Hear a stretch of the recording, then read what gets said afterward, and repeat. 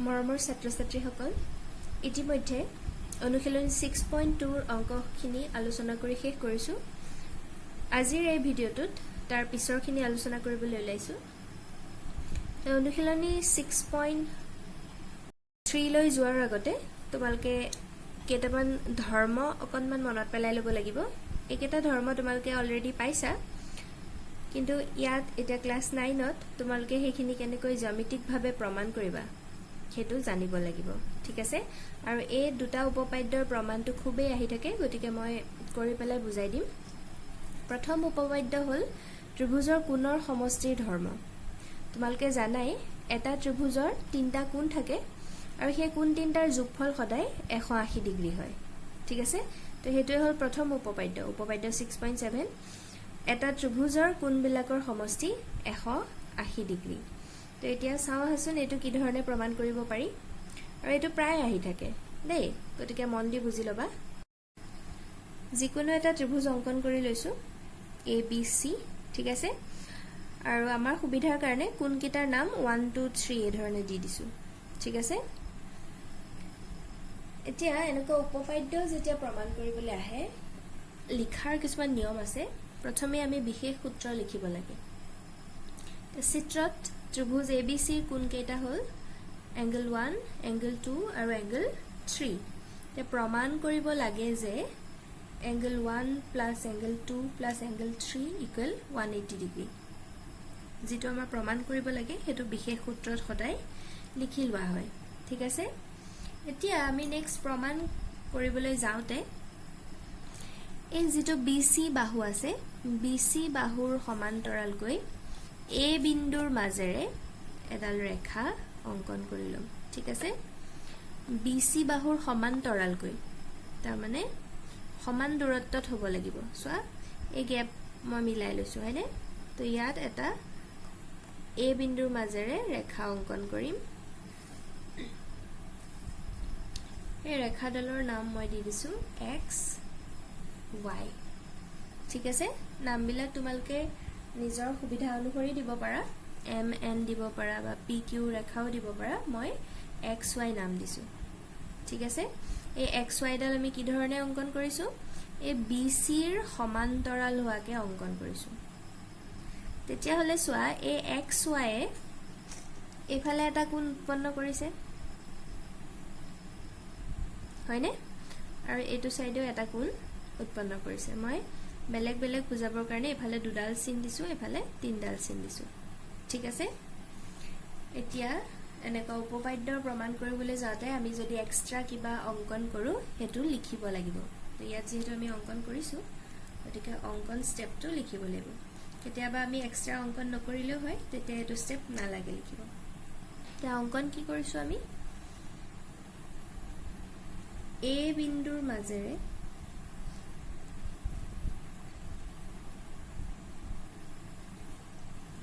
XY ৰেখা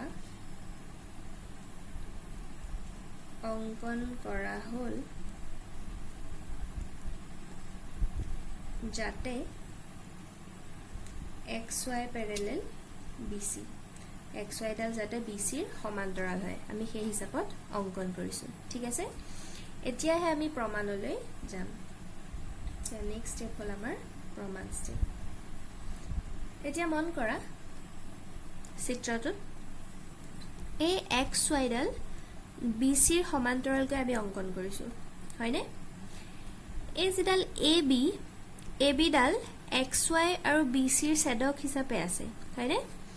XY আৰু BCৰ ছেদক হিচাপে AB ডাল আছে। এতিয়া বাকীখিনি কথা পাহৰি যোৱা, জাষ্ট মন কৰা এই XY আৰু BC সমান্তৰাল আৰু AB ছেদক। তেতিয়াহ'লে চোৱা এই কোণটো, এইটোৰ নাম দি দিলোঁ ধৰা 4 আৰু এইফালৰ কোণটোৰ নাম দি দিলোঁ 5, ঠিক আছে? এই 4 কোণটো আৰু 2 কোণটো ইহঁত দুটা সমান হ'ব, কাৰণ ইহঁত দুটা একান্তৰ কোণ। সমান্তৰাল ৰেখা কোনোবা এডাল ছেদকে যদি ছেদ কৰে তেতিয়াহ'লে সদায় একান্তৰ কোণ দুটা সমান হয়। ঠিক সেইদৰে এই XY আৰু BCৰ AC ডালতো এডাল ছেদক, কাৰণ ACও XY আৰু BC দুইটালৈকে ছেদ কৰিছে, অৰ্থাৎ কটাকটি কৰিছে। তেতিয়াহ'লে এই যিটো এংগল 5 আৰু এংগল 3 ইহঁত দুটা সমান হ'ব সমান কাৰণে মই সিম্বল একে ইউজ কৰিছো ঠিক আছে একে কন্ডিশন কাৰণ ইহঁত দুটা একান্তৰ কোণ ঠিক আছে গতিকে আমি লিখিম কি লিখিম প্ৰথম হল xy parallel bc আৰু আমি ছেডক কি ধৰিছো ab ছেডক হিচাপে ধৰিছো হয়নে এতিয়া আমি কি লিখিম angle 2 equal angle 4 আৰু ইয়াৰ কন্ডিশনটো কি হল একান্তৰ কোণ ঠিক আছে নেক্সট আকৌ xy parallel bc কিন্তু এবাৰ ছেডক ডাল আমি কোনডাল লৈছো ac ছেডক চিত্ৰটোৰ লগত মিলাই চাবা এতিয়া ac ছেডক ধৰিলে 5 আৰু 3 এংগল দুটা সমান হ'ব angle 3 equal angle 5 কিহৰ কাৰণে কাৰণ ইহটো হল একান্তৰ কোণ ঠিক আছে এতিয়া সোয়া এই angle 4 angle 1 আৰু angle 5 এই তিনিওটা যদি লগ লগাই দিও তিনিওটা লগ লগালে সোয়া এই xy ৰেখাডাল পাও আমি হয়নে 1 4 আৰু 5 এই তিনিওটা কোণ যদি আমি যোগ কৰি দিও সোয়া এই গুটে তিনিওটা কোণ এই xy ৰেখাডাল পাম অৰ্থাৎ সৰল কোণ 180 ডিগ্ৰী আমি কি লিখিম angle 4 plus angle 1 plus angle 5 এই তিনিটা যোগ কৰিলে হ'ব 180 ডিগ্ৰী কাৰণ আমি xy ৰেখাডাল পাই আছো সৰল কোণ সদায় কন্ডিশন বিলাক লিখিবা ইম্পৰ্টেন্ট হয় যে আমি অলৰেডি পাইছো 2 আৰু 4 সমান গতিকে 4 ৰ জায়গাত 2 বহাব পাৰো 1 to 1 হিচাপে থাকক আৰু 5 আৰু 3 যেহেতু সমান তো 5 ৰ জায়গাত 3 পুট কৰিব পাৰো ঠিক আছে তো এটুকে অকনমান সজাই পৰাই লিখি দিলে কি হ'ব angle 1 plus angle 2 plus angle 3 equal to 180 degree তো এটোৱে প্ৰমাণ কৰিবলগীয়া আছিল আমাৰ তিনিটা কোণৰ সমষ্টি 180 ডিগ্ৰী আৰু প্ৰমাণিত হৈ গল একেবাৰে সহজ নহয়নে তাৰ পিছত আহিল উপপাদ্য 6.8 এটো ধৰ্ম তোমালকে আগতে পাই আহিছা যদি এটা ত্ৰিভুজৰ এটা বাহু বহাই দিয়া হয় তেন্তে উৎপন্ন হোৱা বহিঃ কোণটো বিপৰীত অন্তঃকোণ দুটাৰ সমষ্টিৰ সমান বা আমি এই ধৰণে ক'ব পাৰো বহিঃ কোণৰ মান ত্ৰিভুজৰ দূৰৱৰ্তী অন্তঃকোণ দুটাৰ সমষ্টিৰ সমান তো এটো আহাচোন চাও কি ধৰণে প্ৰমাণ কৰিব পাৰি একেবাৰে সহজ ত্ৰিভুজ abc অঙ্কন কৰি ললো আৰু bc বাহুক d বিন্দুলৈ এই ধৰণে বহাই দিলে সোয়া angle acd এই বহিঃ কোণটো উৎপন্ন হ'ব ত্ৰিভুজৰ বাহিৰ ফালে আছে সেই কাৰণে তাক বহিঃ কোণ বুলি কোৱা হয় আৰু আমাৰ সুবিধাৰ বাবে ত্ৰিভুজৰ যিকিটা অন্তঃকোণ হেকিটাৰ নাম দিয়া হৈছে 1 2 আৰু 3 আৰু যেটো বহিঃ কোণ তাক 4 বুলি নামকৰণ কৰি লৈছো ঠিক আছে আৰু প্ৰথমতে আমি বিশেষ সূত্ৰ লিখিব লাগিব ত্ৰিভুজ abc bc বাহুক d বিন্দুলৈ বহাই দিয়াত বহিঃ কোণ angle 4 উৎপন্ন হৈছে প্ৰমাণ কৰিব লাগে যে angle 4 equal angle 1 plus angle 2 আমাক প্ৰশ্নত কি কৈছে বহিঃ কোণৰ মান তাৰ দূৰৱৰ্তী অন্তঃকোণ দুটাৰ সমষ্টিৰ সমান এটা 4 টোৰ ওচৰতে 3 আছে তে দূৰৰ কোণ কিটা হল 1 আৰু 2 এই দুটা দূৰত আছে গতিকে সেই দুটাৰ সমষ্টিৰ সমান বুলি আমি প্ৰমাণ কৰিব লাগে তো এটা প্ৰমাণ কি ধৰণে কৰিম সোৱা আমি কি জানো এটা ত্ৰিভুজৰ তিনিটা কোণৰ সমষ্টি কিমান হয় 180 ডিগ্ৰী হয় এটো ইতিমধ্যে আমি অকনমান আগত প্ৰমাণ কৰি আহিছো হয়নে তো হেতু প্ৰথম লিখিম যে কি আমি জানো যে ত্ৰিভুজৰ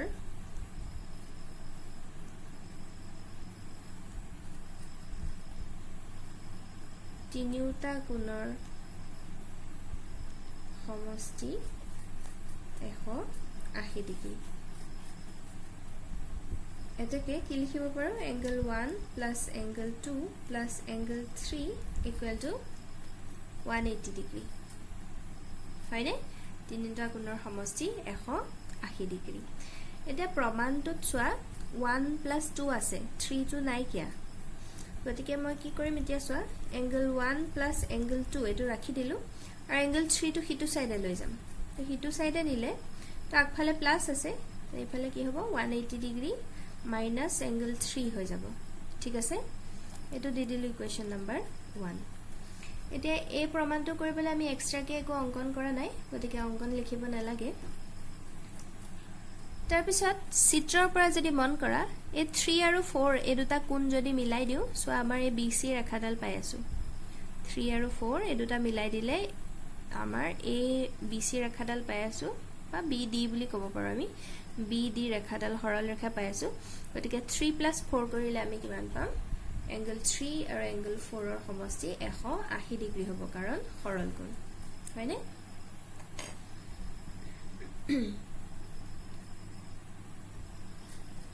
কিন্তু কি হৈছে সোয়া এংগল 3 প্লাস এংগল 4 এই কোণ দুটাৰ যোগফল কিমান হয় 180 ডিগ্ৰী কিহৰ কাৰণে কাৰণ হিয়ত সৰল কোণ এতিয়া সোয়া আকৌ আমাক যেটো প্ৰমাণ কৰিব লাগিছিল তাত 4 লাগে হয়নে তো এবাৰ আমি কি কৰিম 4 টো ৰাখি দিম আৰু 3 টো হিফালে লৈ গলে 180 মাইনাস এংগল 3 হ'ব 3 ৰাখফালে একো নাই মানে প্লাস তো হিটু সাইডে নিলে মাইনাস হ'ব 180 ডিগ্ৰী মাইনাস এংগল 3 ঠিক আছে এটো দি দিলো ইকুৱেশ্যন নম্বৰ 2 এটা ইকুৱেশ্যন 1 আৰু ইকুৱেশ্যন 2 এই দুটা যদি আমি তুলনা কৰি চাও কম্পেয়াৰ কৰো ইয়াৰো সোপক্ষ 180 মাইনাস এংগল 3 এটোৰ সোপক্ষ 180 ডিগ্ৰী মাইনাস এংগল 3 দুইটাৰে ৰাইট হ্যান্ড সাইড দুটা ইকুৱেল তেতিয়া হলে obviously লেফট হ্যান্ড সাইড কেটাও ইকুৱেল হ'ব হয়নে আমি লিখিম 1 আৰু 2 ৰ পৰা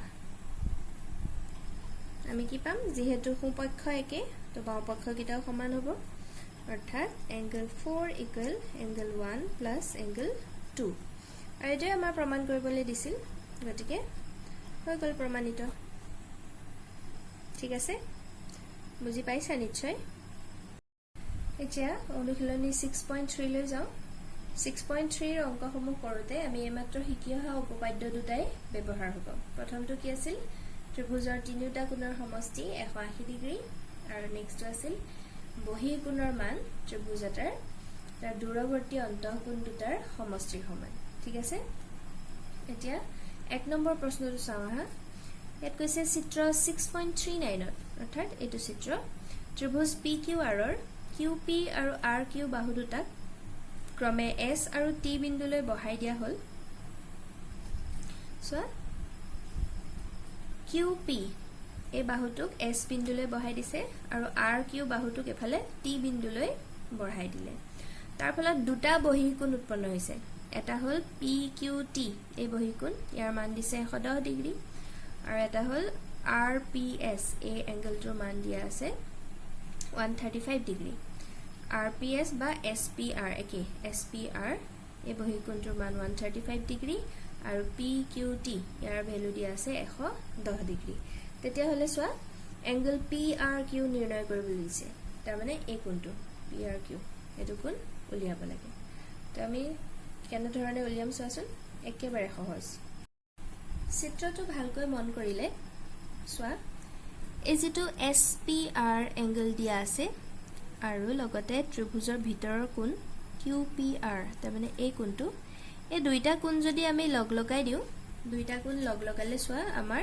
এই QS ৰেখাডাল পাই আছো এই দুইটা কোণ মিলাই দিলে QS ৰেখাডাল পাই আছো দ্যাট মিন্স এই দুইটা কোণ যোগ কৰিলে আমাৰ কিমান হ'ব 180 ডিগ্ৰী কাৰণ হিয়ত সৰল কোণ ঠিক আছে তেতিয়া আমি কি লিখিম ডাইৰেক্ট লিখি দিম চিত্ৰৰ পৰা আমি কি পাইছো চিত্ৰৰ পৰা angle QPR plus angle SPR equal to 180 degree কাৰণ সৰল কোণ আৰু এটা কথা মোৰ থাকি গল তোমালকে ওপৰত যেকিটা দিয়া আছে কোৱেশ্যনত লিখি লবা এংগল SPR equal 135 আৰু এংগল PQT equal 110 এটা দিয়া আছে বুলি ওপৰত লিখি লবা ঠিক আছে মোৰ থাকি গৈছে এতিয়া QPR টো আমি নাজানোই প্লাস SPR ৰ ভ্যালু দিয়া আছে ন 135 এটো বহাই দিলো ইকুৱেল টু 180 ডিগ্ৰী তেতিয়াহ'লে এংগল কিউ পি আৰ কিমান পামগৈ চোৱা 180 ডিগ্ৰী এইটো সিফালে নিলে মাইনাছ হ'ব 135 ডিগ্ৰী তো এংগল কিউ পি আৰ পামগৈ আমি 10 minus 5 1 কেৰি কৰিছিলোঁ ইয়াত 7 থাকিব 7ৰ 3 গুণ 4 তো আমি এংগল কিউ পি আৰ পালোগৈ 45 ডিগ্ৰী ঠিক আছে এতিয়া এইখিনিতে আমি 2 নম্বৰৰ যেটো উপপাদ্য পাই আহিছিলোঁ সেইটো ব্যৱহাৰ কৰিব পাৰোঁ চোৱা এই যেটো 110 ডিগ্ৰী দিয়া আছে পি কিউ টি ই এটা বহিঃকোণ হয়নে তো ইয়াৰ মান কি হ'ব দূৰৱৰ্তী অন্তঃকোণ দুটাৰ সমষ্টিৰ সমান তো ইয়াৰ দূৰৰ কোণ কি আছে এটাটো হলেটো আৰু এটা হলেটো যেটো এইমাত্ৰ আমি উলিয়ালো 45 ডিগ্ৰী তো এই দুটা যোগ কৰিলে আমি 110 পাম ঠিক আছে তো আমি কি লিখিম এতিয়া angle QPR plus angle PRQ অৰ্থাৎ এই কোণটো আৰু এই কোণটো এই দুটা কোণ যোগ কৰিলে কিমান পাম 110 ডিগ্ৰী মই এবাৰ লিখিলো নামটো এংগল PQT পাম কিহৰ কাৰণে বহিঃকোণৰ মান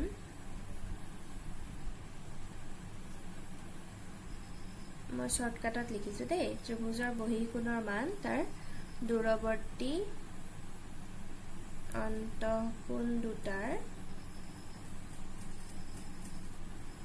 সমষ্টিৰ সমান কন্ডিশনটো লিখি দিলে ভাল হয় এতিয়া QPR বহাই দিম 45 ডিগ্ৰী প্লাস PRQ নাজানো PQT আমাক দিয়া আছে 110 ডিগ্ৰী তো ইয়াৰ পৰা এংগল PRQ কেনেকৈ পাম 110 ডিগ্ৰী আৰু 45 টো সিফালে নিলে হ'ব -45 ডিগ্ৰী গতিকে ইয়াৰ পৰা এংগল PRQ ভ্যালু পামকৈ 10ৰ 5 গ'ল 5 ইয়াত থাকিব 0 তাৰ মানে 10ৰ 4 গ'ল 6 65 ডিগ্ৰী আমি পালোগৈ আৰু এংগল PRQ ভ্যালুৱে আমাক উলিয়াব দিছিলে যেটো আমি পালোগৈ 65 ডিগ্ৰী ঠিক আছে বুজি পাইছা নিশ্চয় কিবা অসুবিধা পালে মোক কমেন্ট বক্সত জনাবা ঠিক আছে